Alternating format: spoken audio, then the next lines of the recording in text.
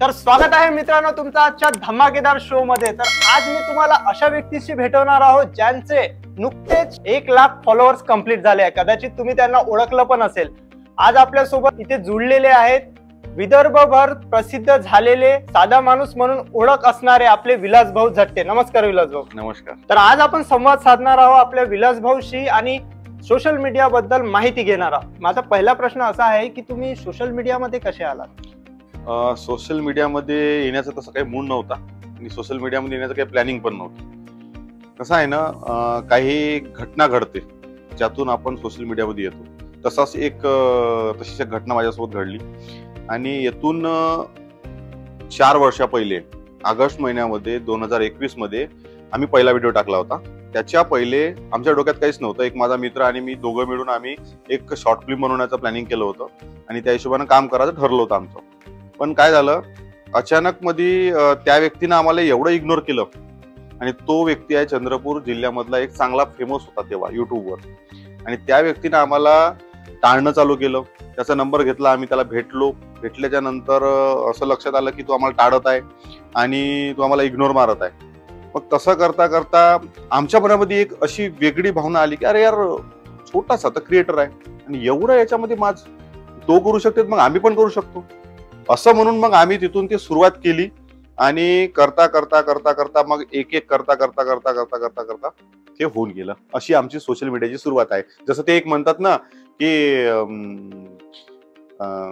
एक ते काय ठुकरा के तेरा प्यार, अशा टाईपचा विषय माझ्यासोबत आहे, पण पोरीचा नाही आहे, क्रिएटरचा आहे। तर साधा माणूस म्हणून तुमची ओळख कशी झाली? साधा माणूस म्हणून आम्ही जेव्हा 4 वर्षापासून काम करत होतो आणि काम करता करता पहिले लॉंग कंटेंटचं हे होतं जग होतं। त्याच्यानंतर मग 3 वर्ष काम करता करता त्याच्यामध्ये मग शॉर्टचं कंटेंटचं जग आलं। शॉर्ट आल्याच्या नंतर काय झालं ना, आम्ही पहिले शॉर्टला तेवढा इंटरेस्ट नव्हता आमच्यात करण्याचा, पण मग काय झालं की शॉर्टचं खूप बूम होत आहे, खूप व्हायरल होत आहे व्हिडिओ। मग आम्ही प्रयत्न केला, चला मला आपण पण करून बघू, आणि आम्ही सुरुवात केली। आणि सुरुवात करता करता मग तो माझा मित्र तन्मय आणि आम्ही दोघं मिळून मग आम्ही ते शॉर्ट बनवायला सुरुवात केली। आम्ही ठरवलं की आता आपण शॉर्ट बनवायचे, इथून 6 महिन्यापर्यंत कंटिन्यू काम करायचं। जर समजा ग्रो झालो तर ठीक, नाही तर सोडून द्यायचं। मग करता करता आम्ही मल्टिपल कॅरेक्टर करत होतो। कधी मी भाईचं कॅरेक्टर केलं, तर कधी गुरुजीचं कॅरेक्टर, कधी बापाचं, तर कधी अशी मल्टिपल कॅरेक्टर केले। ते कॅरेक्टर करता करता एक दिवस आम्ही साधा माणूसचं कॅरेक्टर केलं, आणि साधा माणूस कॅरेक्टर जेव्हा मी केलं, तो व्हिडिओ माझा 2000 मोस्टली व्हिडिओ होते इंस्टाग्रामवर, तो व्हिडिओ अचानक 8000वर गेला। 8000वर गेल्यानंतर पुन्हा दुसरा व्हिडिओ मी तसाच बनवला होता, तो पण 7-8 हजारावर गेला। मग मला असं वाटायला लागलं की लोकांना हे व्हिडिओ आवडत आहे, हे कॅरेक्टर आवडत आहे। आणि सोशल मीडियाचा एक जॉनर आहे, म्हणजे एक पद्धत आहे की जर समजा तुमचे जे व्हिडिओ लोकांना आवडते तुम्ही तेच करा, तुम्ही व्हायरल होता आणि फेमस होता। मग आम्ही ते सुरुवात केली आणि तिथून माझा 17वा व्हिडिओ जो आहे तो माझा व्हायरल झाला, जो सरकारी नोकरीवाला व्हिडिओ होता की सरकारी नोकरी लागली, लग्न करते का? लग्न नाही करत, रणवा मरून जाईन पण कोणा पोरीचं भलं करणार नाही। आणि तो व्हिडिओ व्हायरल झाला, आणि व्हायरल झाल्याच्या नंतर मग जे साधा माणूस जे म्हणून माझी इमेज होती ते क्रिएट झाली, आणि असंच समाजाचे प्रश्न आणि शेतकऱ्याचे प्रश्न घेऊन मी व्हिडिओ बनवत गेलो। बनवता बनवता बनवता एक साधा माणूस म्हणून ओळख माझी निर्माण झाली, आणि आज तुमच्या समोर। मी लोकसत्ता अंक वाचला, त्यामध्ये मी असे वाचले की तुमचे बाबा मरण पावले आणि त्यानंतर सुद्धा तुम्ही काम थांबवले नाही, मागे वळून बघलं नाही। त्यावेळेस तुमच्या मनामध्ये काय चालू होतं? कसं आहे ना, आपल्या आजूबाजूला खूप साऱ्या गोष्टी होत असते। मी जेव्हा माझे वडील जेव्हा गेले तेव्हा आमच्या घरून म्हणजे एकमेव माणूस मी होतो की ज्याच्यावर पूर्ण परिवाराची जिम्मेदारी, कारण तर मुख्य आम्ही बनलो होतो तेव्हा, आणि त्यावेळेस माझ्यावर जिम्मेदारी होती। पण जिम्मेदारी असताना सुद्धा माझ्या घरच्या लोकांनी मला कधीच सोशल मीडियासाठी रोखलं नाही। आणि आपण खूप सारे जसं उदाहरण बघतो की सचिन तेंडुलकरचा विषय असो, विराट कोहलीचा विषय असो, कुठे ना कुठे आपल्या आजूबाजूचे लोक तुम्हाला सांगतात की नाही, असे पण लोक आहेत ज्यांचे वडील गेले होते आणि त्यामधून ते लोक तरी पण काम करत होते आणि आपापल्या ठिकाणी ते बेस्ट बनले, म्हणजे त्यांनी कामाला पहिली प्रायोरिटी दिली। माझ्यासोबत काय झालं ना, माझे बाबा गेले होते 3 तारखेला, 3 एप्रिल, आणि 12 तारखेला 12 एप्रिलला म्हणजे 14 एप्रिल असल्यामुळं प्रोग्राम होते। आम्ही वागदऱ्याचा प्रोग्राम घेतला होता, आणि तिथं आमच्या त्या प्रोग्राम मध्ये माझा स्टँडअप कॉमेडी, आकाशचा आणि आमच्या सगळ्या टीमचा, नमुनेची टीम होती, त्यांचा परफॉर्मन्स होता 2 ते 3 तास। त्याच्यामध्ये मी तारीख घेतली आहे आणि तारीख घेतल्यानंतर आपल्याला लोकांचं मनोरंजन करायसाठी जायचं आहे. अचानक ही घटना झाली. माझं पूर्ण टक्कल केलेलं होतं आणि सगळ्या गोष्टी, पण मी ते सगळं विसरलो. कारण मी या सगळ्या लोकांना मधून इन्स्पायर होऊन होतो. जसं सचिन तेंडुलकर असो, विराट कोहली असो, खूप सारे लोक आहेत जे सांगतात. त्यातून मी थोडाफार इन्स्पायर होतो आणि त्या बेसिकवर मी त्या मेंटॅलिटी पकडून की नाही, हे आपलं काम आहे, आपण केलं पाहिजे. आणि तेव्हा मी 12 तारखेला स्टेज प्रोग्राम केला आणि तो चांगल्या पद्धतीने माझा झाला. आणि झाल्याच्या नंतर असं वाटलं की नाही यार, म्हणजे केलं, हे चांगलं केलं आपण. आणि माझ्या घरून फुल सपोर्ट आहे. म्हणजे बाबा गेले होते म्हणून की तेव्हा तू कशाला जाते स्टेज प्रोग्रामसाठी किंवा कशा प्रोग्रामासाठी जाते, असं कुठलंही नाही. त्याच्यामुळे माझ्या घरून फुल सपोर्ट होता आणि बस असं एक कॉन्फिडन्स वाढत गेला आणि आवड होती, मनातून असं वाटत होतं की आपण केलं पाहिजे, म्हणून मी ते केलं. आणि राहिला विषय दिवाळी अंकाचा, तर माझ्यासाठी, सर्वसाधारण माणसासाठी, मी जे पिक्चर मध्ये पाहिलं होतं की पिक्चर जे फिल्म स्टार असतात की फिल्म स्टारचे दिवाळी अंकामध्ये पोस्टर येत होते, बॅनर होते, येत होते. त्याच्यानंतर टीव्ही सिरियल वाल्याचे येत होते. आणि त्याच्यामध्ये जेव्हा माझा फोटो मी बघितला तेव्हा तो सगळ्यात मोठा क्षण माझ्यासाठी, त्याच्यापेक्षा मोठी अचिव्हमेंट आतापर्यंत माझ्या जीवनातली नाहीच आहे म्हणलं तर चालते.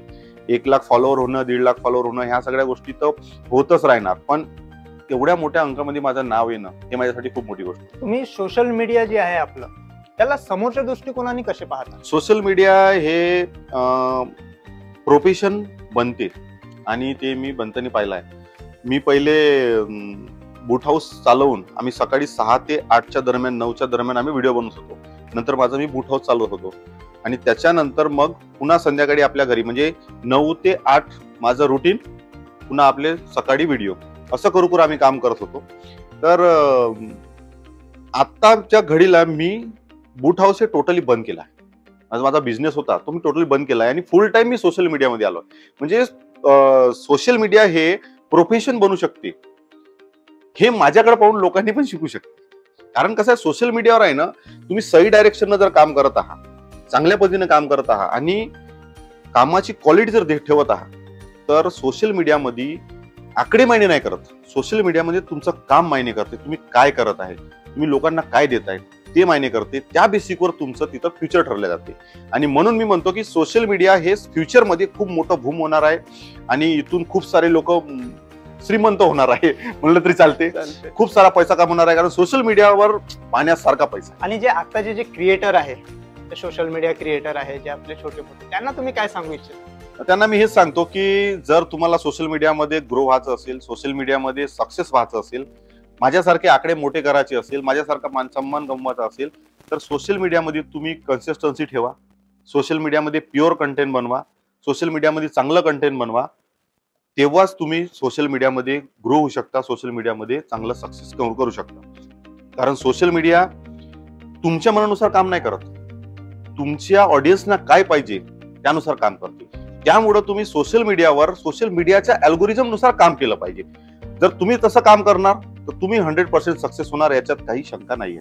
मी एवढं सांगेन की कन्सिस्टन्सी ठेवा आणि प्युअर काम करा. शिवीगाळ करून काहीच होत नाही आणि काही आपण कमवू शकत नाही, लोक कमवू शकत नाही, पैसा कमवू शकत नाही. इव्हन स्पॉन्सर सुद्धा एखादा आहे, जर समजा तुमचे फॉलोअर आहे आणि फॉलोअर खूप मोठे आहे, पण तुम्ही शिवी देता, एखादा ऍडव्हर्टायझर आहे जो तुमच्याकडे आला की नाही मला व्हिडिओ बनवायचा आहे, तर तो तुम्ही ऑलरेडी शिवी देताय. मला सांगा, त्याला त्याच्या ब्रँडला तुमच्या थ्रू खराब करायचं आहे की चांगलं करायचं, प्रमोट करायचं आहे ना. मग प्रमोट करायचा आहे तर तो शिवीगाडवाल्या व्यक्तीसोबत का करणार, नाही का? प्रश्न आहे, सरळ आहे ना. मग एखादा ब्रँड जेव्हा तुमच्याकडे अप्रोच करणार, चांगला पैसा कमवायचा असेल, चांगल्या गोष्टी करायच्या असेल, तर तुमचं कंटेंट हे प्युअर आणि चांगलं असलं पाहिजे. बस एवढंच जर केलं ना, सोशल मीडियामध्ये खूप काही होऊ शकतं. आता तुमचा समोरचा ध्येय काय आहे? समोरचा ध्येय तर लई मोठा आहे. कारण तर मी असा एक माणूस आहो की स्वप्न पाहणारा आणि स्वप्नामध्ये जगणारा माणूस आहो. माझं स्वप्न आहे की आपल्या वणी क्षेत्रामधून, आपल्या विदर्भामधून बनले पिक्चर, पण वणी क्षेत्रामधून 1 करोड बजेटचा आपल्या नमुने प्रोडक्शन टीम मधून बनलेला, आपल्या आजूबाजूचे कलाकार असलेला 1 करोडचा माझा पिक्चर बनवायचा आहे मला. ते 2 वर्षांनी होईल, 4 वर्षांनी होईल, माहित नाही. पुन्हा खूप सारे स्वप्न आहे, पण एक अचिव्हमेंट म्हणून किंवा एक फ्युचर जे आपल्याला म्हणतो की नाही, मला माझा हे ड्रीम आहे. माझा ड्रीम असा आहे की मला 1 करोड बजेटचा पिक्चर बनवायचा आहे. नमुने प्रोडक्शन थ्रू आमचं प्रोडक्शन हाऊस आम्ही चालवतो. छोटं मोठं आहे, आमचं खूप मोठं नाही, इंडस्ट्री लेवलचा आम्ही चालवतो. पण त्याच्यातून आम्हाला 1 करोडचा पिक्चर बनवायचा आहे आणि माझ्या थ्रू जे काही सर्वसाधारण लोक आहे किंवा गोरगरीब आहे त्यांचं काय भलं होऊ शकते, त्याच्यासाठी मी काय करू शकतो, यासाठीच मी काम करणार आहे. हेच माझं विजन आहे. बस. सोशल मीडियामध्ये येण्या अगोदरची आणि आताची तुमची लाईफ कशी आहे? सोशल मीडिया आणि आताची लाईफ म्हणलं तर खूप चेंजेस आहे. कारण सोशल मीडियाच्या पहिले मी जेव्हा दुकानात होतो तेव्हा दुकानामध्ये कसं होतं की एक लिमिटेड लोक होते जे एरियातले आपल्या, आणि त्याच लोकांमध्ये मी कुठं ना कुठं राहत होतो. पण सोशल मीडिया एक असं प्लॅटफॉर्म झालं की आज माझ्यापाशी फक्त एका गावातले 50 किंवा 100 लोक नाही आहे, तर माझ्याकडे आज 2 ते 3 लाख लोक आहेत जे माझ्यावर प्रेम करतात, जे माझे व्हिडिओ पाहतात, लाईक शेअर करतात आणि त्यांना आवडणारा आणि त्यांना भावणारा मी कंटेंट बनवतो. तर कसं झालं, मी जिथं पण जातो, एक असा किस्सा आहे की मी आणि तन्मय आम्ही दोघं जण वनीला येऊन राहिलो शूटिंगसाठी. आमच्याजवळ कॅमेराची बॅग वगैरे सर्व होते. आम्ही आल्याच्या नंतर काय झालं, एक कोरंबी मारेगावच्या जवळपासचा एक मुलगा होता, तो आमच्या जवळ आला. दूर आम्ही असं उभं होतो, तो समोर गेला. अरे विलास भाऊ म्हणून आवाज दिला का? तो वापस आल्यानंतर काय म्हणते की विलास भाऊ एक सेल्फी. माझ्यासोबत तन्मय होता. तन्मय एवढा म्हणजे नर्वसनेस आली त्याच्यामध्ये, अरे यार सेल्फी म्हणते ह्या, म्हणजे पहिली सेल्फी, पहिला फोटो, तर म्हणजे म्हणताय यार, म्हणजे कसं एक एवढी खुशी झाली. आणि त्यानं फोटो काढला आमच्या टीम मधून, आमच्या दोघांचा फोटो काढल्यानंतर एवढी खुशी झाली, एवढा आनंद झाला की म्हणजे तेव्हा असं लक्षात आलं की नाही यार, चला आपण काम करतो, चांगलं करतो आणि आपले पण चाहते आहे. सुरुवातीला वाटत नाही आपल्याला की आपले चाहते आहे की नाही, पण ते वाटलं आणि त्याच्यानंतर ते दिसलं, खूप वाटलं. आता तर असं होऊन गेलं की तो जो पहिला सेल्फीचा जो विषय होता आणि आताचे खूप सारे जे सेल्फी किंवा प्रोग्राम होते याच्यामध्ये खूप डिफरन्स आहे. पहिले 1-2 सेल्फ्याचा विषय होता, पण आता कसं झालं, आता एवढे जास्त प्रोग्राम मी अटेंड करत आहो आणि एवढे जास्त लोक मला भेटते की कधी कधी असं वाटते मी फ्लिपचार्ट तर नाही आहो. कारण कसं आहे, कंटेंट चांगला बनवतो, कंटेंट प्युअर बनवतो, त्याच्यामुळे खूप सारे प्रोग्राम पण अटेंड करतो. लोकांचं प्रेम आहे आणि ऑडियन्सचं प्रेम आहे. जे पण व्ह्युअर्स आहे त्यांना मी तुमच्या व्हिडिओच्या माध्यमातून सर्वांचे मी आभार मानतो की तुम्ही एवढं जास्त प्रेम करता. लाईफ अशी चेंज झाली आहे की जसं आपण एक सिक्का उचलतो ना, चितपट होते डायरेक्ट, तसं झालाय. म्हणजे पहिला कोणीच ओळखत नव्हतं, आता गल्ली गल्लीत सगळे ओळखतात, असं झालंय. त्याच्यामुळे खूप मस्त वाटते आणि लाईफ तर टोटली चेंज झाली आहे. पैशामध्ये चेंज झाली आहे, लाईफस्टाईल म्हणलं तर सगळ्याच गोष्टी चेंज झालाय आणि होऊ शकते, फक्त करा लागते, मेहनत घ्यावी लागते. एक मन आहे ना, केल्याने होत आहे रे, आधी केलेच पाहिजे, केल्याशिवाय काही होणार केल्याशिवाय. आणि तसं आता कुछ तो लोक कहेंगे, आता तुम्ही आधी व्हिडिओ बनवत असाल तुम्ही, आणि व्हिडिओ बनवल्यानंतर लोकांची प्रतिक्रिया कधी गडबडीची असायची, म्हणजे लोक तुम्हाला काही म्हणायचे, तुम्हाला वाईट वाटायचं? कसं आहे ना, कोणतंही काम आपण जेव्हा करत आहोत तर त्याच्यामध्ये काय होते, लोकांच्या दृष्टीनं ते काम चुकीचं राहते आणि आपल्या दृष्टीने ते बरोबर राहते. कारण त्या व्यक्तीला त्याचं नॉलेज नसतं, आपल्याला त्या गोष्टीचं नॉलेज आहे, आपण त्या गोष्टीतून शिकलो, आपल्याला माहित आहे की कोणत्या गोष्टीची किती पॉवर आहे, काय. तर माझ्यासोबत पण एक तसा किस्सा आहे की एक दिवस माझ्या भावाला फोन केला. माझा भाऊ पुण्याला राहत होता. माझ्या भावाला फोन केला आणि त्याचा मित्र त्याला काय म्हणते की तुझा भाऊ इथं का मजाकमारी करताय म्हणतो. सगळ्यात पहिला व्हिडिओ बनवला होता विल्यावाला, मी सगळ्यात पहिलाच व्हिडिओ शूट करत होतो आणि तेव्हाच त्या व्यक्तीनं माझ्या भावाच्या मित्रानं फोन केला आणि म्हणते तुझा भाऊ इथं का मजाकमारी करताय म्हणते. त्याला माझ्या भावानी तेव्हाच प्रत्युत्तर देऊन दिलं, तुला त्याच्याबद्दल काही माहित नाही, तू त्याबद्दल बोलण्याचा तुला काही अधिकार नाही, तो जे करताय ते बरोबर करताय, बस. त्यांनी तिथंच तो विषय शांत केला. असे खूप सारे किस्से आहे. त्याच्यानंतर आता कसं काही गोष्टी बोलायच्या असते, काही नाही बोलायच्या असते, जे लोकांनी आपल्याला हिनवलं, चिडवलं, खूप सारे किस्से आहे. जसं सांगू शकत नाही आपण कोणाकोणाच्या गोष्टी, की असे विषय आहे की पहिले लोक जवळ येत नव्हते, पहिले लोक बोलत नव्हते. आता असा विषय आहे की जो व्यक्ती कधी माझ्यासोबत बोलला नाही, तो व्यक्ती जवळ येऊन बोलतोय, अरे काय म्हणते विलास भाऊ.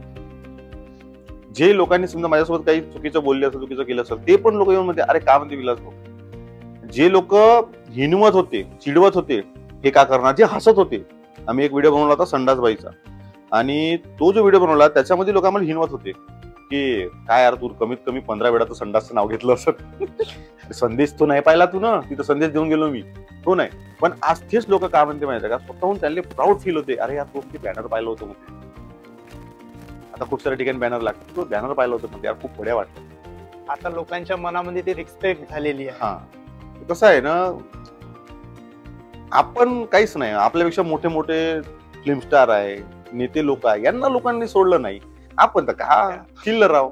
या सगळ्या गोष्टी सहन करावं लागते. आता पण मी एवढं प्युअर कंटेंट बनवतो तरी पण लोक सोडत नाही, लोक ट्रोल करायला सोडत नाही, खराब बोलायला भेट नाही, त्यांना काही लेनदेन नाही. समोर येऊन बोल म्हणलं तर हिंमत होत नाही.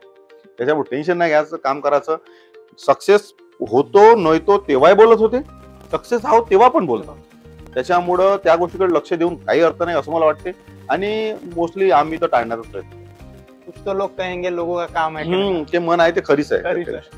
तर आता तुम्ही छोट्याशा गावामधून निघले आणि आता तुमची पूर्ण ओळख महाराष्ट्रभर झालेली आहे.